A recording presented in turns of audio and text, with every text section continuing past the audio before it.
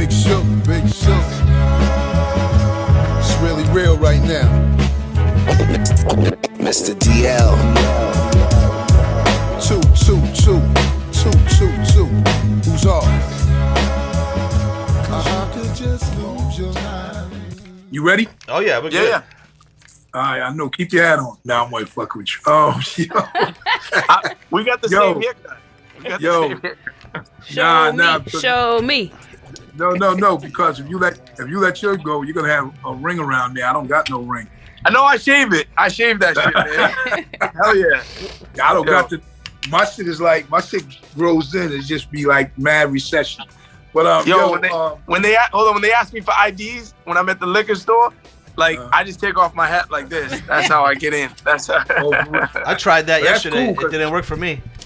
I'm like, and it was for a lighter of all things. Yeah, who gets like You think I'm 17? a lighter? The crazy thing is it's cool now, but years ago, if a white dude took his hat off and he was bald, they would have thought like you had some sickness or some shit. You know what I mean? Motherfuckers wasn't shaving their head bald back in the day. It just wasn't. Yeah, they leave the side shit on. Yeah, you know. Yeah, or the comb over. The horseshoe. I'm not trying to be not doing George Costanza, never. George Costanza. Word. Gentlemen, if you don't know and you're going bald, just shave it off. The ladies like it better. Yeah. We don't want to be dating no like. Are we started? Is this started? Is this live now? Yeah, we're not live. It's starting. No. Yeah, we're good. Nah, this shit is Memorex, man. But listen, yo, we 6'4", right? Oh yeah. Wait, Big Ship, move back a little bit. There we go. Because all we could see was like your nose. Yo, no, listen. I know that. Yo, we wasn't kicking it yet, so that's why I just was leaning down like this. Anyway, yo, episode 64, the Danger Zone podcast. Yeah. With Big Shug, Mr. DL, and Chef Tanya Nicole. Welcome back, everybody. Everybody's in the triangle. We back. You know what I'm saying? This week we got a special guest. You know what I'm saying? We got a special guest from Special Ed. We got a special guest, man. My man m.dot. You know what I'm saying? Massachusetts rapper, artist, producer, whatever you need to be, man. He's that everything, man. You know what I'm saying? m.dot, what's good, man? What's good? Sugar Diamonds. What's good, DL? What up, man? Thanks for having me. Yeah, no question. So listen, first and foremost, we get it out of the way. So why don't you tell the people, give them a backstory on you and, where you're from and how you came about and why that m.dot even matters, you know what I'm saying, in hip hop. So just kept us up to speed. I mean, I was born in East Boston. I lived there till I was 5. We moved to Revere. That's where I grew up. And then I lived in Lynn when you actually came to my crib years later. Right. I started rapping probably sophomore year in high school. And at the time, nobody in school was rapping. It was like, I'm sure, even before me, it was even more rare for cats to be rapping like that. At least when I was in school, there wasn't any other rappers. And I didn't start taking it seriously till I started getting paid for it in college. College shows because they have budgets. I remember early on, like 2006, 2007, I started dropping mixtapes and doing shows all around the city, doing like 150, 200 shows a year. I remember talking to DL on MySpace. Top 8? Was he on your top 8? I remember Suge, I remember Crumb Snatcher, 7L, Suge putting me on stuff or doing records with them super, super early on.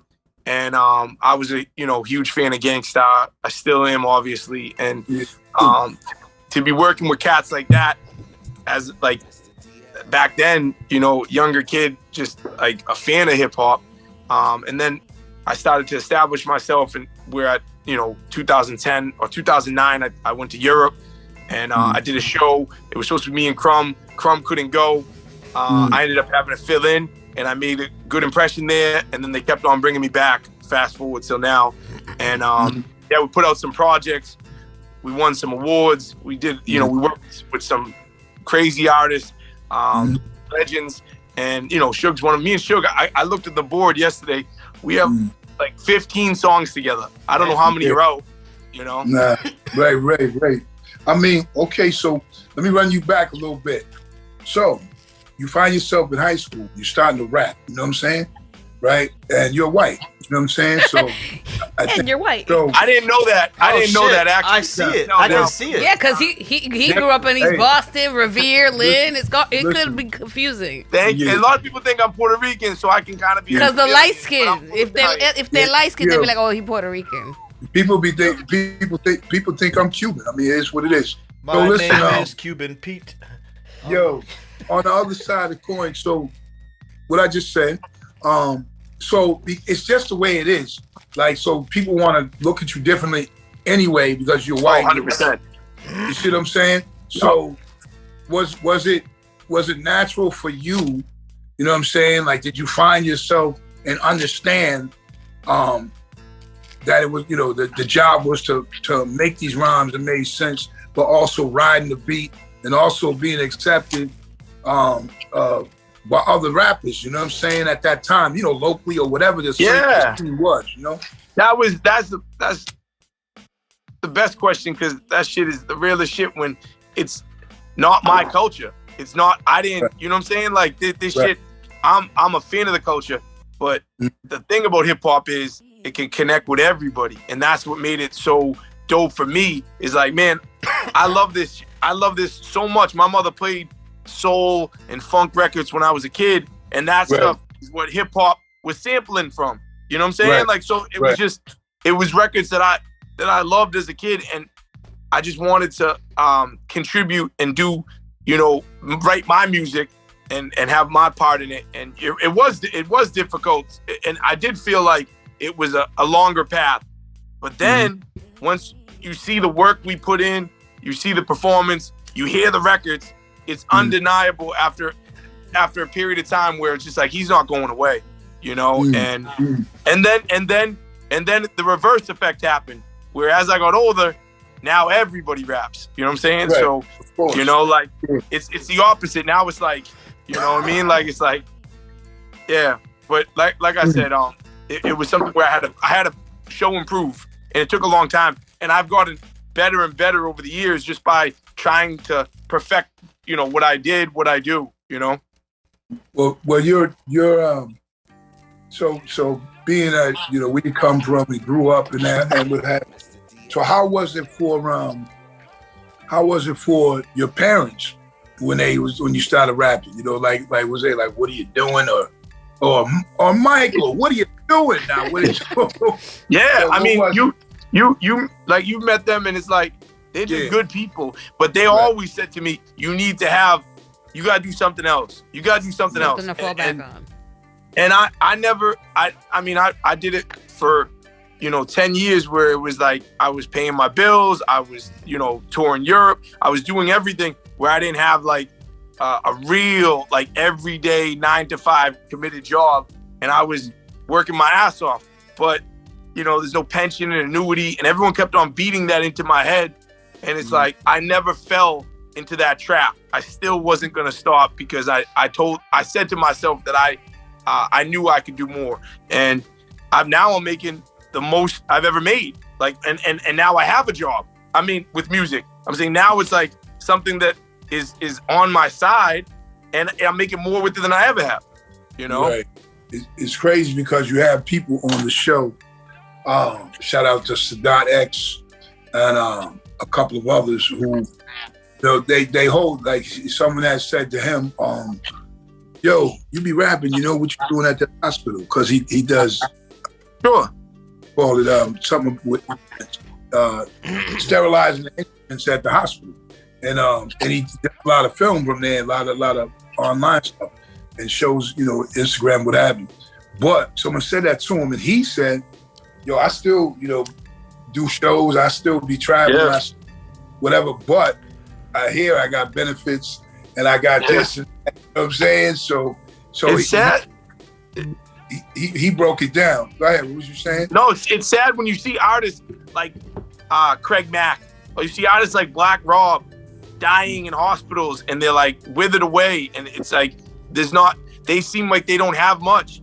And like, that shit to me is wild, because it shouldn't be like that. Not that I understand that it's difficult to put that infrastructure in with the healthcare plan, but a lot of artists don't have that stability, because are scared to be like, hey, I can have a job. But people empathize and connect and relate to that more than they'll ever understand. Like, I've been on tour in Switzerland, and cats are coming up to me after the show selling all my vinyls, and they're coming up to me saying, yo, I seen that picture of you on the ledge of a building. How do you do that and this? You know, like, they respect that because they can relate to it because they have real jobs. So, you know? Right.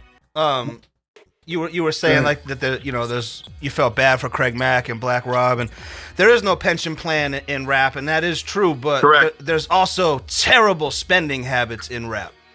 For sure. You feel what I'm saying? Where it's not always, it's not always the fault of the music, it's the fault of the person. You know what I mean? Oh, for sure. Yeah. For sure. I'm sorry to interrupt. I just meant that those artists, when you see a situation where you got a guy who made that type of money and that lifestyle is being portrayed, like throwing it around and doing all this shit, I get it. But like, they should still also have some type of health care. You know, they should still have some type of, 100%. Another thing too is, yeah, there might be terrible spending because you bring people directly. Some people are brought directly off the block. You know what I'm saying? Like, and you don't have no background and on training on what to do with money. You on the block for real. Like, when I always tell the story about how we would leave Guru's house and go to the corner, and Biggie would be there on St. James, right? He'd be on the stoop, or we kicking it or whatever, and like Puffy tells him after a little bit of time, like, listen, I'm gonna hit you with this check because dude wanted to go out of town. Something from what I had heard, I saw, but he was like, I think it's showing the movie. I'm gonna hit you with this check. Boom, boom, and then he tells his mom, and then, now he gets hit with the $250,000 check. So now, he went from that dude sitting out front there, now you got $2 million. On a lower scale, I even experienced some money things like that. So therefore, you're in a position now where you weren't taught. Like, and you have, back when I was getting records and stuff and making deals, like back in the day, so you would, right after you signed a record deal, a major record deal, then you was getting a publishing deal too. And all them shits were 6 figures. You know what I mean? So all of a sudden you got money and you think this shit is gonna keep coming. You know what I mean? And then, man, I tell you, go ahead, man. He said, I tell you. No, that is true, but we all came up with no money too. So I do hear like having no money, then all of a sudden you got $250,000. But for me, they gave me $250,000. I put $240,000 of that in the fucking bank instantly. Yeah, me too. But I'm saying, that's why y'all got that good credit. I'm saying though, is that the DL now, thinking that mentally, or is that 19-year-old DL too? I never had. I would say I would have been the same then. Me personally, I never had crazy spending habits. I never ever did that kind of shit. And I've had the money. I just never have done that. So, like, I don't wear any clothes. Nothing. I don't do any of that. I never have. Yeah. I think there's a lot of things that play into that. There's your personality. There's what financial guidance have you received as a child. Like, my mom was an accountant, but my mother never sat there and talked to me about a budget or, I just knew, like, when we didn't have, and when we had a little extra, we had a little extra. Let me tell you, it's poor to rich. This shit happens in the NFL, the NBA. 100%. Shit happens. Motherfuckers were poor as hell, and all of a sudden, bang, you got all this money. You know what I mean? How else could somebody go spend $20,000 a night at a strip club? Or how else could somebody like that's this. The craziest shit? Shit's wild to me. I see. Even if I had $1 billion, there's still shit I wouldn't do that I'd still be like, well, yeah. Nah, why are you doing that shit, man? Like, why are you doing that? The average NFL career is 2.5 years. Not for long. You know what the third year is? The third year is when you're vested and you get a pension. Isn't that crazy? So the third year is when you get the vested. Oh, they know their numbers. I thought the average career was 3 to 5, but you're probably right. But yeah, you got to have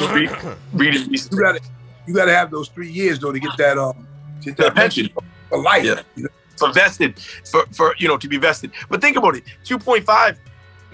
That really is probably right because these guys are gone. 7th round pick, might not make the team.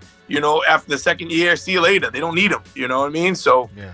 I had this dude, man. This dude, And that shit happened to him. And so then he was still masquerading as an NFL player.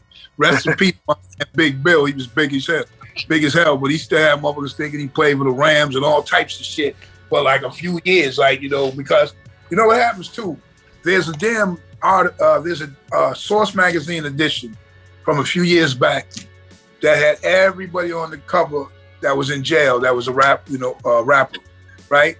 And all of those people, the majority of them, when we get this money, right, and stuff like that, when we get this money, like it's in big amounts, you know what I'm saying? And when the shit finally runs out and you realize it ain't coming back or you ain't getting no more, these dudes feel like, how can I keep the lifestyle? So instead of like returning and being, if you were normally a hustler, you work, you hustle, you do what you gotta do. They wanna sell drugs, get caught, gun trade, that's gonna make me 100,000, get caught. And those are all rappers. If there's that edition, you can Google and you can see the whole cover. Because when it was gone, see, you have a different kind of, your shit is more blue collar. Whereas you came in hard, like pushing your mixtapes, doing whatever. You know, I remember they had an article on you a few years back about, you know, selling your mixtapes. 15 years ago when you first saw that. 15 years ago? Yeah. What paper was that? Herald? The Herald, I think I got it. Yeah.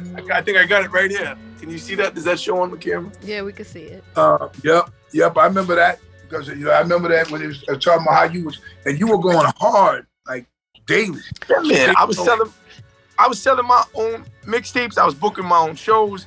I was doing everything. And because I felt like you said, people might not buy in, you know, and then the more we grew, the more people bought in. Isn't that interesting? You know, like it always works like that. Yeah. Sure. That's why. The magazine you're talking about, Hip Hop Behind Bars, the Source magazine. We got Shine, Suge Knight, C Murder, Shaim, Chi Ali. Sorry, it's really blurry. Steady B, My Son, Mystical, and Pimp C. And there's another guy here, but it's so blurry I can't even read it. But yeah. Yeah, it's a bunch of cats, man. Who just when the money was gone, so wasn't their mind. Yeah. But so as we speak now, m.dot. So you know you've been rapping for quite how long? Would you say you've been rapping now? Man, 24 years, but like where I was doing it at like a legit level where like before the internet, but we were putting out projects. Right. Probably 20 years. You know. Yeah. So where you learned it, you think that you learned 20 years or you learned 24. You know what I mean? I learned probably like I've been since I was 15. I'm saying that's what I mean, like how long? 15, sophomore year of high school. But I was learning before that, just like studying it and listening to it, same as you, I'm sure. You know what I'm saying? Right. Well, see, yeah. So now, of course, you go about stuff more business wise. I mean, you're more than just a rapper. I mean, you're also like a father, right? Yeah, of course. Yo. So is your, like I remember when I would go on tour a lot more back in the day, I would always be like thinking of my children, right? Yeah. And I was young running around doing, going on tour a lot, and I had the kids. And I would think about getting back to them, you know what I mean? And like when people were thinking differently, I was always thinking that. So like do you find that you have to balance that too emotionally because it's something you think about when you're away? You know what I mean? Yeah. Like maybe you didn't go 2 months like me, 2.5, but still, even short time, and still I was like, damn, I gotta see my kids. You know what I mean? Yeah. That's another good point. Is the good part is since 2020, I was touring a ton, but a ton for me is like out of the whole year, like like total. I'm saying a month and a half, so like 2 tours of 3 weeks, something like that. But since 2020, we talked about this. We can talk about it more, but for 2 years, I had 4 tours shut down because of COVID, all planned out, And now, since 2022 when it reopened, I've only toured. I've toured 3 times, and one was a week and a half. Another one was 3 weeks, and the other one was like 2 weeks. But like when in that amount of time, the way I look at it is like I have to be the most productive I've ever been in my life. I have to shoot a video. I have to record a song. I have to do a feature, hit a radio, do the show, and then go to the next city because I'm away from my family, and that's where I can have the most time to get this stuff done. I need to come away with every penny. I can't be spending money.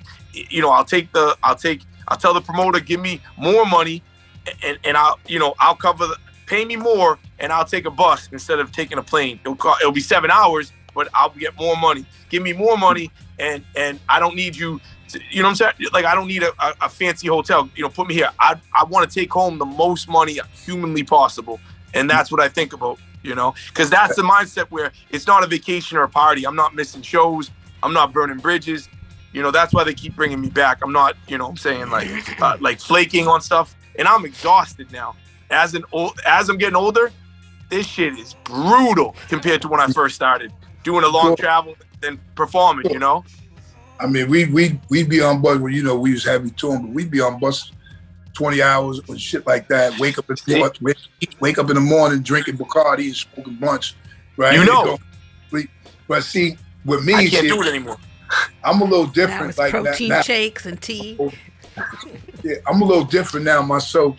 Whereas what you talk about there, because I'm going to stay in a hotel, I'm going to fly, you know what I'm saying? And the reason being is because I needed to, I've been doing it a long time, but still I need to say I'm going to make this amount of money. So all that other shit just goes with it, like for me. You know? Of course. I know a lot of guys, a lot of guys now too do it exactly what you're saying. You know what I mean? Like I know for a fact, I ran into dudes, you know, when you get the Euro pass. Sign Marshall, right? I ran into more than one guy. Like we on Euro pass, people like catching that train, then they get in a bus, then they get they're going like they home. I'm like, wow, but more power to them. You know, I love it. I love it because as I've grown, I've gotten more and more and more. They're paying more, and I'm saying like that. I do want the hotel, and I do want the plane, but if they're gonna pay me more because I don't have. You were doing it when you were in the industry. You know what I'm saying? Like, so I didn't have that I was. But I'm saying I still do it like that, same way. No, I meant like you were doing it like you started like that. I wish, right. You know. See, when I do it up like that. When I do it, I'll take the flight, even if it's less money. I'll take the flight over a bus any day. I'm just gonna charge double when I land for a video. I mean, I'm just like, I mean, it's understandable because even the first time they brought me on tour and they didn't tell me, right, that what the situation was. And then one night I found out like we were staying over somebody's house. We were actually staying over the promoter's house. And I was like, yo, bro, I said, what part is this? Didn't Manu drive you guys around illegal? Yeah, we always had to get him too. So that was the other part. But I'm talking about later on in life. I was going on tours, and then this one time we ended up being at the promoter's crib. I'm like, yo, so where we going to the hotel? Oh, we're gonna stay for the night, and then we gonna go. I said, yo, because it wasn't being like spoiled or nothing. It just wasn't. It wasn't my criteria. That wasn't what I was gonna be doing. You know what I mean? So I did. I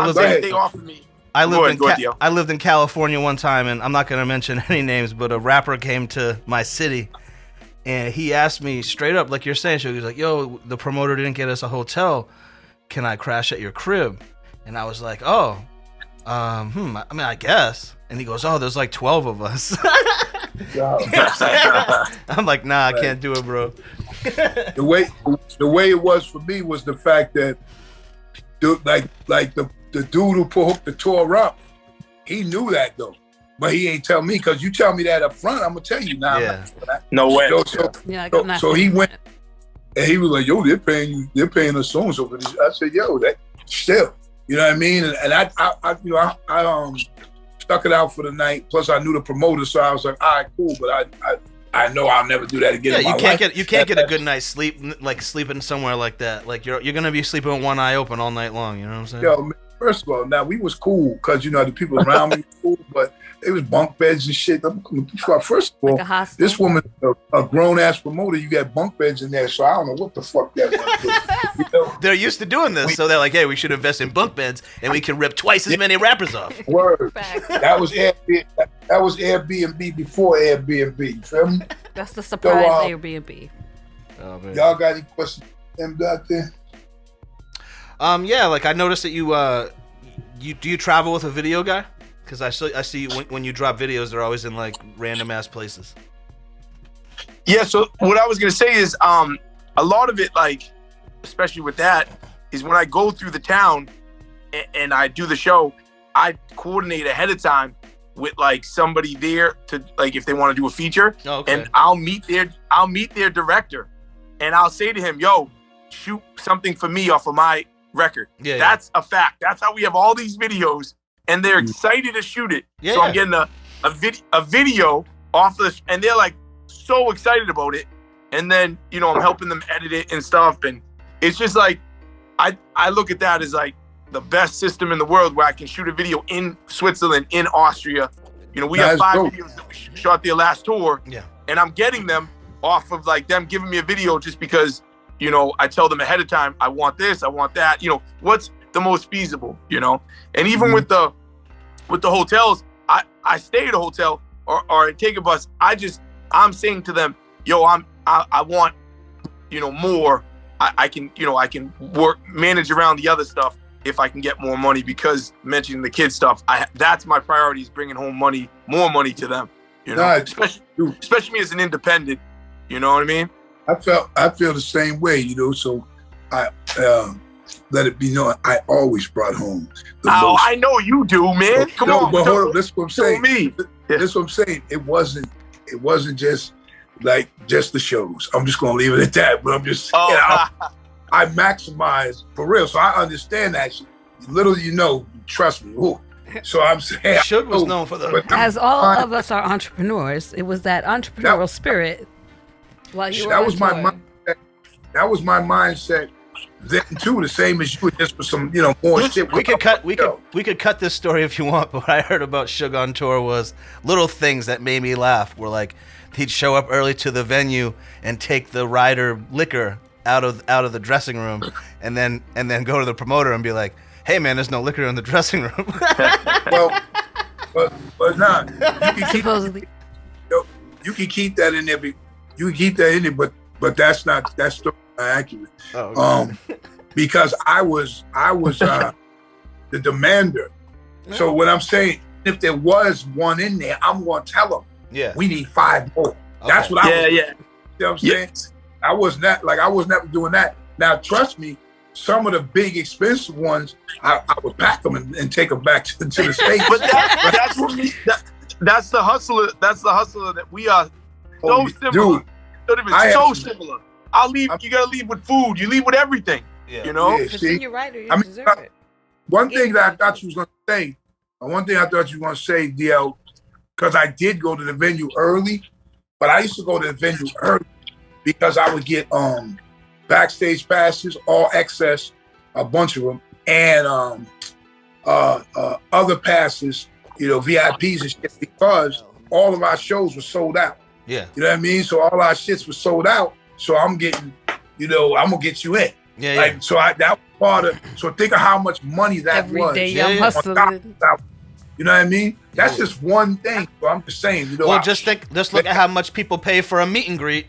You're getting a backstage pass is better than that. So Couldn't get in. We were sold out, so it was always an easy thing. Listen, I'll get all y'all in. And then for some reason the bouncers, they were big like me, so they thought I was one of them. So I don't care. It was universal worldwide. They couldn't even speak English, and I'd be like, look, straight up no English really that much, but they knew when I was saying, look, I'm gonna come back here with people. You know what I'm saying? When we gonna let them in here. You good, whatever? I swear, every time. Then I break them off, whatever the money was, Dutch Michael, whatever the shit was, Dutch monks, and them motherfuckers was good. You know what I'm saying? Oh, yeah. So M.dot, I'm sorry, man. Sometimes when we talk about stuff, one thing That's what it's about. one thing I know about you that some don't know, and then I didn't know it. First and foremost, is that once upon a time you were Division III college basketball. Okay. White men can't jump.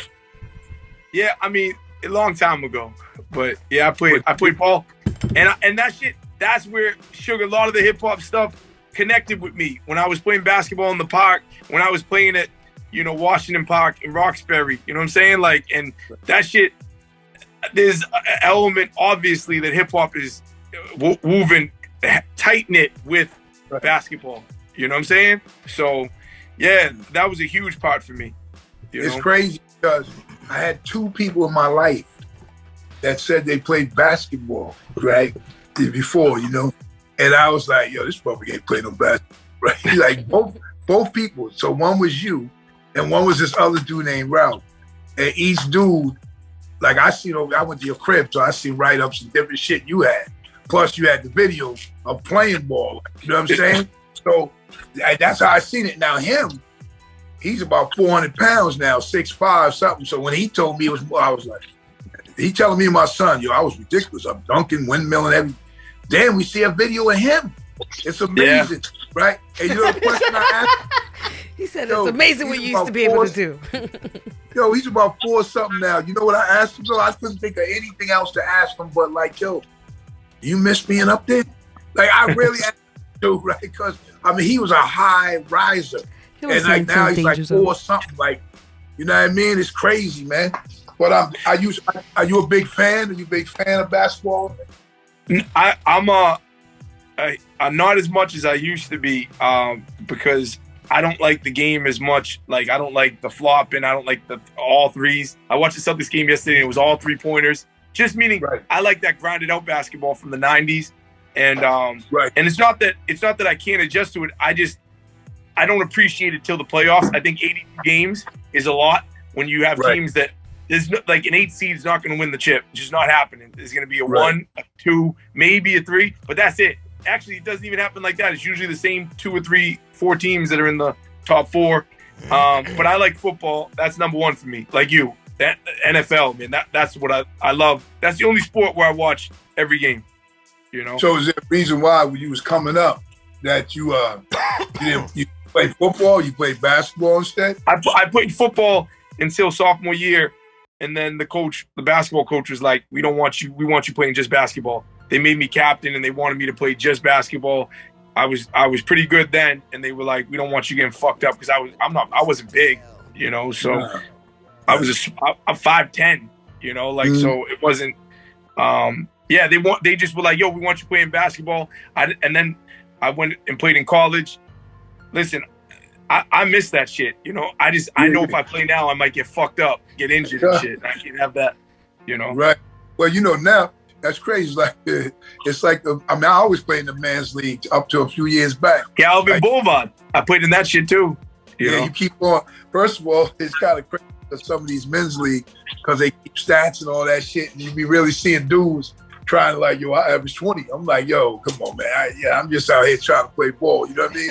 Get my body. You know what I mean? Dudes I get caught up in that too. Cardio. I get caught up in that too in the men's leagues. That's why I can't play because I'm gonna get fucked up. But I'm trying to get my stats up, and that's so stupid because what's the point of that at this age? They got ego and honor. Do you? We had certain leagues that'll be like, yo, I'm gonna get the MVP this year. I'm like, see what I'm saying? But it's just it's a competition. It's in you. It is competitive though. The competitive part is dope though. I miss that. You know what I mean? That part is something. Listen, that part is something that I think that helped with the hip hop more than anything. Is like, shit, this door is locked. I'm gonna go to this door. You said it to me. You said it to me from day one, and you've always said it that I outworked most of the people around me to get to where I was at. A lot of work. I tell people that, but like a lot of people that come on this show, there's always some history, and with us, it's quite a bit of history. But I'm gonna also tell people that there's 2 things that I experienced with m.dot. Oh, I know you're gonna do. I know what you're gonna say. That I never experienced. Here we go. Ever. I was trying. Oh, this is gonna be good. So it was 16 years ago. Yo, number 1 was, so I go in the studio, right? And I'm like, yo, I only hear this in one headphone. He was like, cool though. It comes out right. I said, wait a minute. I said, yo, I never did this. I don't know. Nah, for real. If you keep doing it, you're not even really gonna notice it. So I'm like, yo. So I did it. Then I was like, okay, well, we got past it. So maybe something like this will never happen again. And then we go to shoot a video. DL, you was. That's not me on the video. That's not me. All right. Well, we're on a song together. It's a dope song. I like it. But the video, we get to the video. Video came up good too. I'm used to a big boom box or some system. Hearing it good. Yo, the dude had it on the phone. My man m.dot was like, yo, here, just hold the phone. I was I said, no, that's me. At least pull the car up. I'm trying to sell it. Oh yeah, it's gonna work. Doug, this wasn't D&D Studios. This was DOT Studios. Yo, but listen, it didn't even have to be. It was just the fact that. No, I know. Dude said, hold this phone. And I was like, to do what? Right? We were doing push-ups during that video. And yo, them dudes had push-up bars and everything to get the chest amped up for the vid. Yeah. But I was the one. We had weights, not push-up bars. That's what you were saying to me. Well, here's one, DL. So you just said it. So I was the one that said, listen, I'm gonna pull the truck around the corner. You know what I'm saying? And then we gonna blast that. Blast the music. Pulled the truck around, blasted it up. It was dope over there too because like it was kind of like a Hispanic area. But kids were just riding through the shit. Kids were just riding through the shit on scooters. That was dope. Like the video was authentic because people coming out the bodega like shopping, and they was all in the vid. Fire video. It was called? real. Huh? Heavy, right? Yeah. Yes. We heavy players. Yep. I ended up even buying some food from there. Some. Yeah, it was one of them spots. East Boston neighborhood. Yeah, you know what I'm saying, Tanya? Like it was one of them joints. I feel you. It was a bodega for sure. On the joint with the plantains and the chicken and all that. I said, yo, yeah. I got it. Yeah, so bodega, but then they got like a full restaurant going on. I got you. Yes.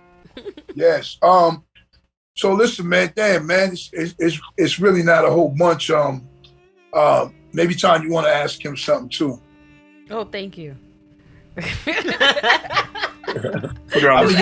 you can ask him something. Well, I wanted to know, like, turning into straight crickets. What was a fan moment or like a moment where you felt like, okay, like I made it. Like this is exactly what I wanted to be doing. This is exactly what I wanted to get out of it. I told Suge. Working with Suge, how 15, 16 years ago, like working with, just being able to go to Europe and stuff, but probably the recent one because it keeps getting better, keeps having many. I'm still excited about it, and I find new excitements like producing and shit. That's exciting because rapping after 20 years, it's like not that it gets boring. I just meant like I want to do more stuff, And a big one that I just talked to Suge about was, yo, DL. I don't know if I don't even know if you heard it. Primo cut my vocals on the Logic song, on Logic's song Vinyl Days on his album. Yeah, I didn't know seconds. that. Yeah. For 40 seconds. That's wild. That's on Def Jam too, isn't it? Yeah, Universal. Oh, it's on Universal. Or Def Jam, whatever. Def Jam Universal. I don't know. That's cool. That's dope, man. That's dope. That's fire. And the system, that's crazy. Yeah. And what we live in right now, so people will know you because what everybody wants to do is, find out what this sample is, find out where this vocal is from. That's what we live in. So and the song is it's sampled from a song I did with Pete Rock, who I met when I was on tour in Switzerland, and that's fire, man. Just really dope shit, man. Those are dudes. Those aren't like everyday people. Like so, like just even working with Pete was really cool. He didn't give you mad shit for being. He didn't give you mad shit for being white, Pete Rock. No. He posted me on his page when we were in Switzerland. No, and he didn't call you. He didn't call you a culture. He actually never met. The Ginger Zone, La Zona del Peligro. He's throwing the soul stroll. The soul troll. He's throwing rocks. The thing, I know he cool with you, but at the same time, so listen, that's funny as hell. Listen, what? m.dot, we got to put you on the spot. You got to tell us your 10 favorite MCs who rock. Ever. Your favorite. It could be forever or it could be right now. It could be 10 chickens that rap and maybe 8 cows. It can even be rappers that don't even exist yet, bro. You know what I'm saying? Stop. I mean, right off rip, Right up, rip, Pac's gotta be, in there for sure. I know, DL, I'm blown away that you're not like a huge Pac fan. I see it on I don't think he sucks. I just never was a fan. I never once in my entire life, when Tupac was alive, heard one person say Tupac's my favorite rapper. I never heard anyone say that. He for me, I feel like he connected with people more than rap that I've ever seen. You know what I mean? Like even like there's rappers who are dead that don't connect with people like that. You know what I'm saying? Like, so I don't think it's just because he died. I think that his music, it had so much pain in it. You know, and I don't think he sucks. That wasn't my thing. I just meant that. I look at him like that. Yeah. But I think Biggie's an amazing rapper, maybe even a better rapper. But I think Tupac's like, there's so many songs where I just felt the records, every word. You know what I'm trying to say? Like I just felt like. And here's the thing. Like, before you carry on, so with me, I was real cool with him. Tupac, I was really cool. Like, I know you told me about this shit. But then there used to be the part 2 that I would see that was commercial, like even with him, behavior-wise. It was like, you could see stuff really wasn't like that. And then that part used to have me like, yo. He was selling records. He became that character from Juice. Right. That character. Like, exactly. Are you Thug Life with machine gun bullets on your stomach, or are you making Will Smith dance videos? But he ended up being that. He ended up being that, sadly. You know, what's that shit? What? Fiction becomes reality. I don't think he ended up being that. I think he ended up being around that. And that's my personal opinion. No, I mean he shot at 2 cops in Atlanta. Like that's pretty fucking crazy. He morphed himself into that. Even beating that's up. That's what I'm saying. You know? And by 25, by 25, he did all that stuff. That's crazy to me, like doing that much stuff by 25. Yeah. True. Pac, Big Pun. Oh, nice. Love Big Pun. That's a huge influence for me. Cool G Rap, absolutely. Yeah. Crazy getting to do a record with him. Yep. Shit, man, it's just too AZ. I put AZ up there. Wow, that was first. That's the first time on the list. Yeah, I mean, it's really, how can you leave out Nas? Obviously Biggie, you know. 4 more. Let's go. 4 more. Let's go. 4 more. Shit, man. I gotta put Eminem there as far as his early stuff. I really rocked with his like last, I don't even know, his voice transformation over the last 10 years. I haven't loved as much, but his artistry and his skill set definitely puts him up there for me. You know, what I got 3 left. Yep. Shit, man. Redman. That's nice. Redman's my number one. Redman's my number one. Hell yeah. You know. Friend of the show. Shit. 2 left. Friend of us. Mm-hmm. Damn, that's tough, man. To hold on to dog. that ever is difficult, dog. I mean, Guru's up there, you know. Mm-hmm. Just give us 1 more, man. We'll let you go. No. Yo, you have. I think Pharoah Monch too. I like Pharoah Monch.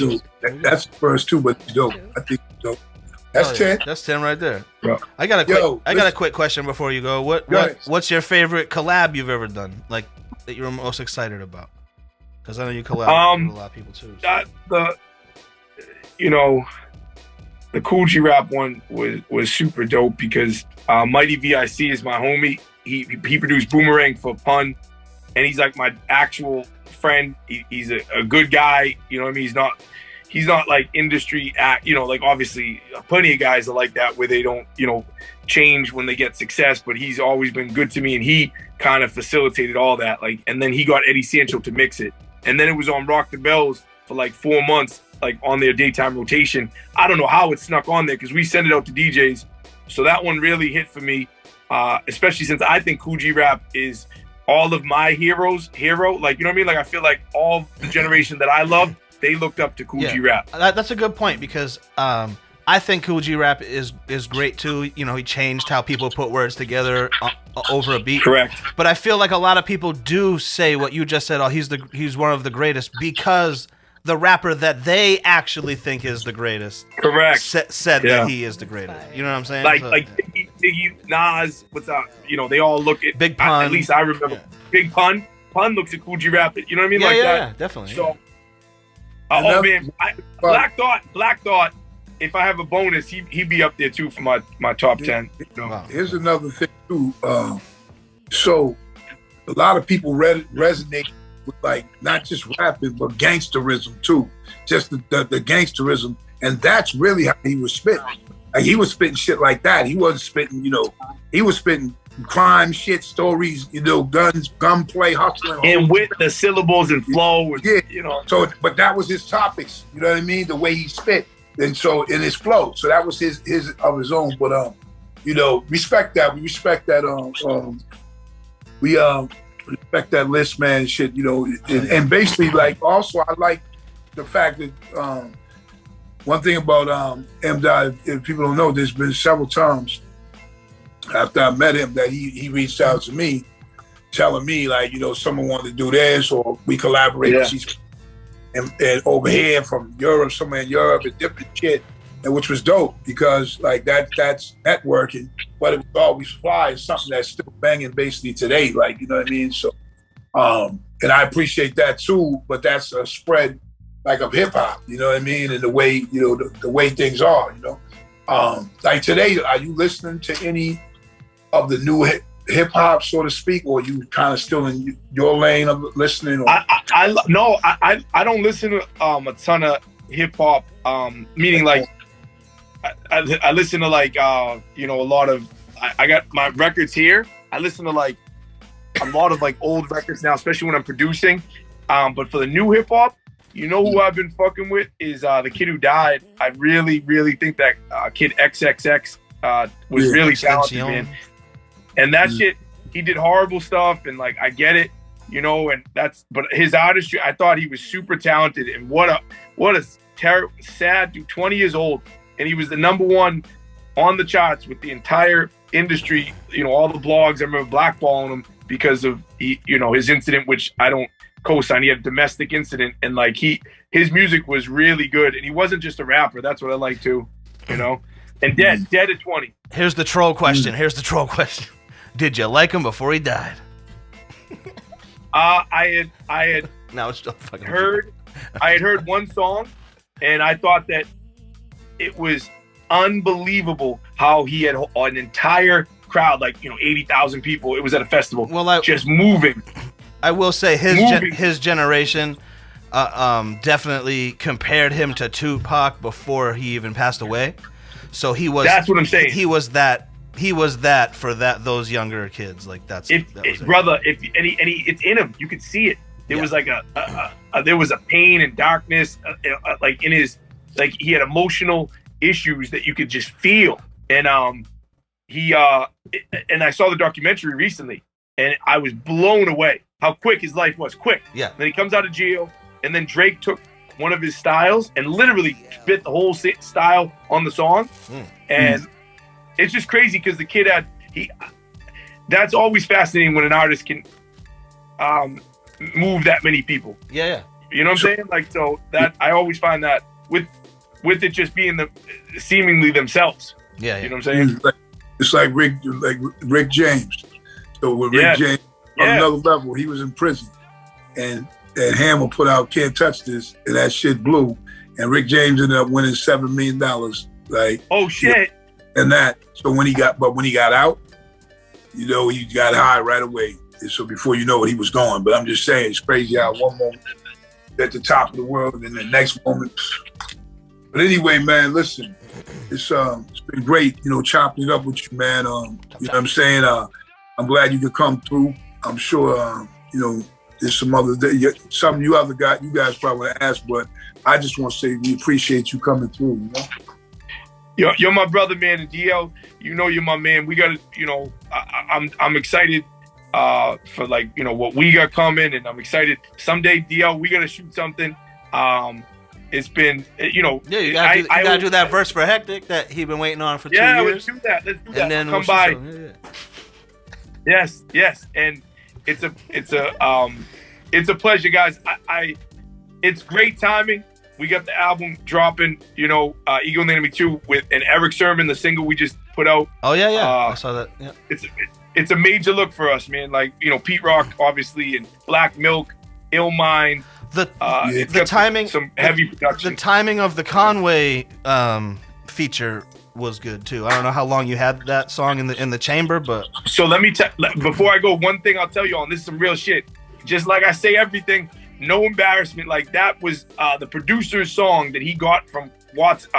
He got it from Conway before he blew up. Yeah, okay. He got it and I was like, hold on to this record. And it was a dude I did a feature with in Germany while I was out there. And I was like, hold on to this record. He's gonna pop. And then when he took off, I was like, let's put this shit out. He featured me on it, and he got Conway on the low before Conway was. And then I added. Bro, a friend of mine, this was a long time ago. A friend of mine gave Conway $300 for a verse. You got it. A friend of mine gave Conway $1,500 for a verse, and then it was those numbers were gone. Those numbers were gone. I'm sure, because then he was on Eminem's label, and we put out that record, and I added my homie Nutso on it from Queens, and yeah, man, that was a good timing record. 100% right, man. That was big for us. Yeah. But I appreciate y'all. We got a lot to do. Right. Thank you for coming through, man. You know what I'm saying? Thank you. Speaking of your projects, let us know what are your socials so people can find out more about what you're doing. At m.dot Boston, and like I said, Ego and the Enemy 2 drops April 21st, and it's on Bandcamp. We have the vinyl, and I talked to the Boston Globe. They're gonna run a piece, and it's a big look for us. This project. It's been I still believe in like putting together an album. I know Suge does the same thing where you take time with the album, and I know DL, you're the same way too, because we've been talking about the feature for a minute. I'm excited to do it, and it's just something that like I think that I want to pump out a ton of music. I just wanted to craft this album, and take my time with getting it right. Didn't you? But check it out. Didn't you just send me a cameo for a video? Yeah. You sent me a cameo for a video for your homie. Yes, my homie's video. That video's done. So that'll be coming out too on 420. Yeah. My man, appreciate you, man. You know what I'm saying? My brother. Episode 64. Keep rising, keep glowing. Hell yeah. And peace. You know what I mean? Peace, man. Thank you so much. That was awesome. Hell yeah. Yo, all right, that was cool, man. Shout out to m.dot.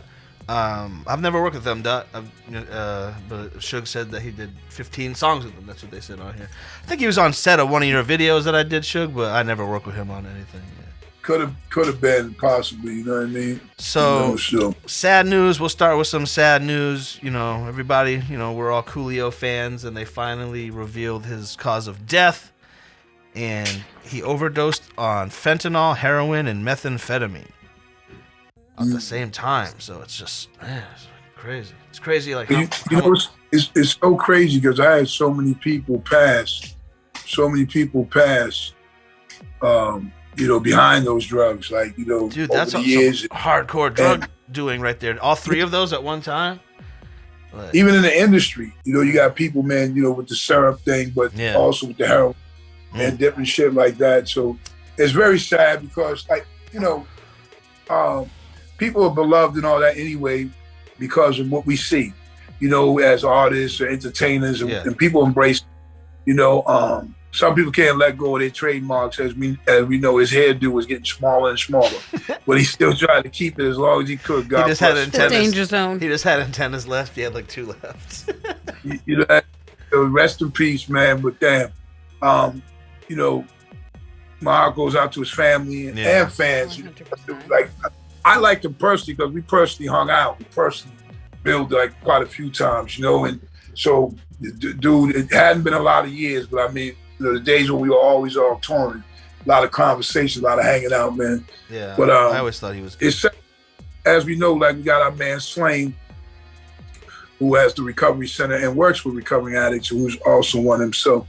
For anybody, man, watching the show and listening and stuff like that, if you feel that you have a problem or you have, need some help or you just want to talk to someone about it, hit us up. We'll have a number here for you. Get in touch with, Slain or recovery. Yeah. Because it's not a joke, man. It's killing people every day, man. Yeah. No matter how great far, how great, poor, rich, whatever, is catching everybody. So rest in peace, Coolio. Speaking of slaying, he has a movie out right now called One Day as a Lion. You can see it on Amazon Prime. Got a huge cast. J.K. Simmons is in it, and that's pretty crazy. So go check that out, man. Shout out to Slain. Yeah, we always support. Shout out. The next is Missy Elliott, who I've always been a fan of Missy Elliott. I love me, Missy. I like Missy Elliott. Timbaland says that she has a new album coming out with a Latin feel. So I didn't tell you that. I just wanted to let you know. Highly invested because she's already been featured on some songs, so I know she's coming out. And she's coming out with a bang, and I can't wait because I love me some Missy. Is Nelly Furtado considered? I know she's Portuguese, but is that considered Latin music by any chance? Yes, 100%. Because Timbaland produced like all her music, Nelly Furtado, when she first came out. Yeah, but it could be somebody new. Missy is very talented. Have you ever met Missy, Big Sugar?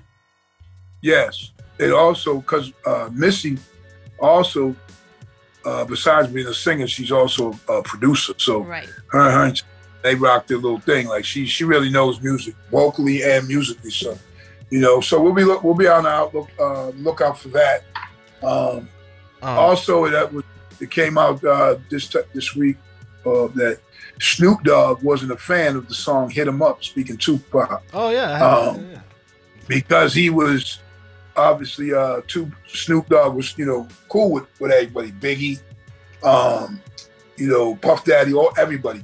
He was friends with all of them, and as people might know, it's chronicled that Death Row and those cats over there didn't like Snoop taking that position. You know what I mean? Yeah, like because it was he was like, I'm Switzerland, I'm cool with everybody. Well, I don't know about that he was cool with everybody because at the Source Awards was probably his breaking point because when they won Best Albums, Snoop Dogg walked onto the stage to booze. And that's the famous quote. Oh, the East Coast ain't got no love for Snoop Dogg and Dr. Dre. Right. Well, let it be known then. We know who we are. Yeah, well, that came to a breaking point. He was cool, but he was cool. But still, I know he was cool with Big and them dude and Puff and all them dudes. Like he was cool with them during the heat of that. I was the fans basically with that period. But that's what he said. I mean, just even in the movie, like I didn't want to be East Coast, West Coast. But needless to say, as we know, that song was a big diss song, and he didn't like it. You know what I'm saying? He just let it be known. That's all. Speaking of hip hop, since we're here right now, did you hear all the watch this hip hop slang? Did you hear all that hubbub about the Jay-Z AI verse, the artificially made Jay-Z verse that was floating around the industry? No, I didn't. So, Young Guru, you know him, right? Young Guru? Yeah. Young Guru did an interview, and he was just talking about how dangerous this is because it is dangerous because I don't think you could pull it off with Jay-Z because he's so famous, but a Big Suge, I could get you Big Suge verse for this much money. You know what I mean? And they can just create it with a computer, and they could type out, I want him to say this, and then the AI, back up a little bit, Big Suge. Can't see you. The AI will create the verse. They'll find your voice pattern, your cadence, and they can create it. And that's fucking crazy to me, man. Computers always dangerous. That's like cloning shit. That's like some clone shit. You know what I mean? Yeah. Like they're doing that with everything now. Now they're doing rap verses, clone them. It's crazy. Or the voice. I mean, they want to everything. Excuse me. They want to replace. You know what I mean? Yeah. Even when as low as when you go into supermarkets and they got registers you can check out, which eliminates cashiers. It's all from music to wherever. They try to eliminate the human being, so to speak, in the business world or music world or whatever. But so it's such as life. Check out in the rap lane. Right. Excuse me. The last thing I had was Quavo's coming out with a solo album. I'm not saying I'm excited for it or not, but that's a tragedy to the hip hop game, man. How long would have Migos went as A-list major label rappers? How long? Like, we got robbed of something. A possible 20-year run for a group is crazy. You're like, of any music, right? Even like Kiss and all these old bands, like they hate each other. You know what I'm saying? It's like they go through some He stuff was- and then they come back and like. he was the one though. He was the one that they said was the best one, so to speak. It's almost like he made the best hooks. I think Quavo makes the best hooks, like of the group. No, that's what you're thinking. Like I'm just saying, like on a fan base, they would say he was the best rapper out of them. That's what people are saying. You're saying Quavo or Takeoff? Quavo. Yeah. I'd say that's true for sure. And what I'm saying is, so he'll probably still have a successful career, but that's equivalent to a group, the Lox, and Jada just putting out records. Yeah. You know what I mean? You'll be like, oh, they're not a group no more, but damn, this dude is fire. Yeah. You know what I mean? Hell yeah. Somebody just said that's how it goes. So, but yeah, man, go shout out to Quavo. Keep it moving. You know what I mean? And we'll check out the project. All right. You got anything else? I mean, because I was bouncing off you this week. Yeah. Pause. I'm just waiting. I'm just waiting. What is bounce pause? Yes. But all right then. We had m.dot. He came through and let us know about his history. But now it's that time of the week where you guys hit that like button. But it's also the best part of the week because it's stupid as hell. Hold up. One thing before stupid as hell. I wanted to give a shout out to the Boston Bruins for breaking the record for the most wins ever in the history of the NHL. Okay.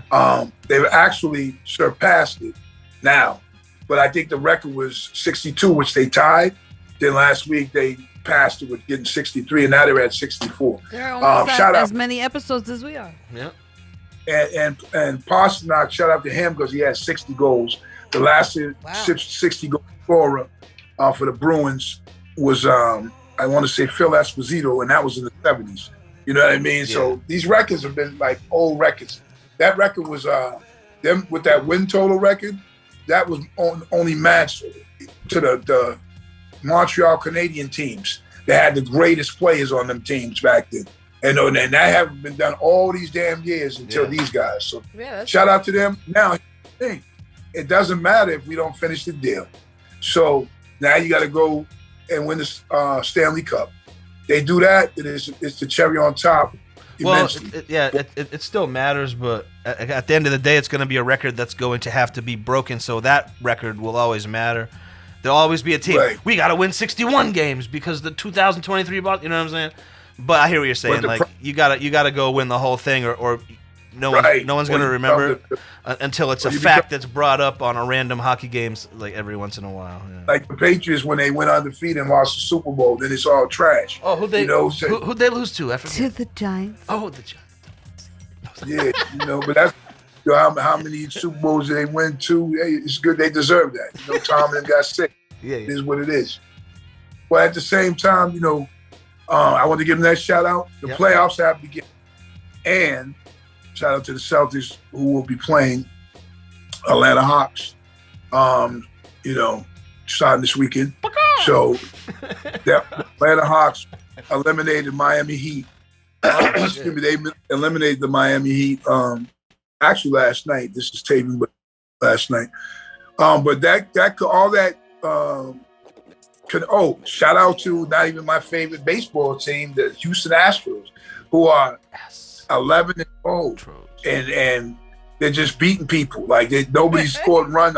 It's that Megan Thee Stallion booty. It's the aura of her ass. That was the first pitch, right? Well, yeah, she threw out the first pitch with that. About 30. You go, Megan. And people haven't even been able to like really get runs. They've been manufactured, but they're doing great. It's early in the season. You can win all these games right now, and by the end of the year, this team could be trash. So, but right now, it's still a feat. They frustrate me. The Astros frustrate me, man, because, they are good. They're always going to be a contender for the next decade, and it's like they just got a bad taste in your mouth about them because they're just cheating all the time, and it's like, oh my god. Well, they banged on trash cans, and I mean, I guess they won. Well, banging on trash cans is what they were finally caught for. They were paying attention to the trash cans because of everything else. On another note, every sport, there's been the ability to cheat. Yeah. Right? Where they have, like when people were saying Belichick was filming the sideline. Yeah. Like Just That 'cause you can't situation, do it don't like, mean you should. he's so smart. He's so smart that he did that and no one else was doing it. I mean, certain things you just got to know was part of what was always going on.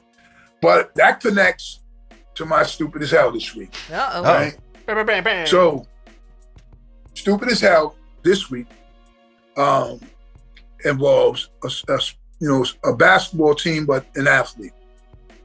This week's stupid as hell is Rudy Gobert for the Minnesota Timberwolves. Oh. During the time, he was having an argument with another player, and the player, later on it comes out that the player says, "Shut the fuck up, bitch," and then so he punches him. Well, one of the softest NBA punches of all time, but needless to say, it was a punch to the chest during the game. This is a game. Y'all are playing a game. Yeah, that's a game. Not a practice. We're not talking about practice. We're not talking about practice. We're talking about a game. So he punches him. So now, mind you, they need to play the Lakers coming up after the game. And they need their full strength. Him, and then going out, I believe Jay Daniels is his name, punched the wall. He's another top defensive player they had, and he broke his hand. So this all happened in that same game. So and Gobert got suspended, so he wasn't able to play. And Minnesota lost to the Lakers in overtime. They probably could have won if they had it, but he was stupid as hell for making a mistake like that in such a and it wasn't even worth it. Like, I don't care what he said. This is your team. You're on TV. You're playing for the next level. So this week, man, Rudy Gobert, hope you learn. He's stupid as hell. Stupid. And learn how to punch, son. Bam, bam, bam, bam. All right. All right. That was good. Hey. 64 episodes deep. Hey. He's E in the 6-4. 64. That's what I'm saying. Deep in it now. Chocolate chip cookie. You know what I mean? We do this chicken nuggets podcast. over here with he? I think he's eating a cookie. I think he's eating a cookie. Oh, cookie. We do this podcast shit. Y'all are just rookies. Big Shug's at the crib eating chocolate chip cookies. You know what it is, huh? Smoking a Just joke. this part of you sometimes. Like, Listen, it's like it goes I up. appreciate Hell yeah. Yo, That was stop good. off head.